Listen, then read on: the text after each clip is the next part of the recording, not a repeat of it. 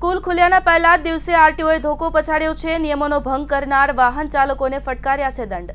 ઉનાળુ વેકેશન પૂર્ણ થવાની સાથે જ આજથી નવા શૈક્ષણિક સત્રની શરૂઆત થઈ છે, ત્યારે રાજકોટની દુર્ઘટના બાદ તંત્ર દ્વારા કાર્યવાહી થઈ રહી છે।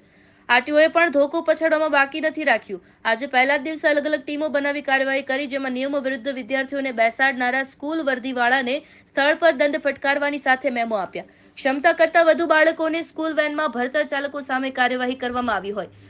વિદ્યાર્થીઓને ઘેટા બકરાની જેમ સ્કૂલ વેનમાં ભરી લઈ જતા સ્કૂલ વેન ચાલકો, આરટીઓ અને ટ્રાફિક પોલીસની કાર્યવાહી કરવામાં આવી। સવારથી આરટીઓ વિભાગ દ્વારા સ્કૂલ વેન ચાલકો સામે લાલ આંખ કરવામાં આવી હતી। વેનમાં ફાયર સેફટી આરટીઓ મુજબના નિયમો છે કે નહીં તે તપાસ કરીને ટીમ મેદાને ઉતરી નિયમનો ભંગ કરનાર વેન ચાલકો સામે દંડાત્મક કાર્યવાહી કરી હતી। આરટીઓ ઇન્સ્પેક્ટર પટેલે કહ્યું હતું કે 80% જેટલા વાહનો નિયમો ફોલો કરતા જોવા મળ્યા, બાકીના સામે કાર્યવાહી કરવામાં આવી। આ કાર્યવાહી રોજે રોજ કરવામાં આવે છે, સાથે જ શાળા સંચાલકોને મળીને જાગૃતતા લાવવામાં આવી રહી છે।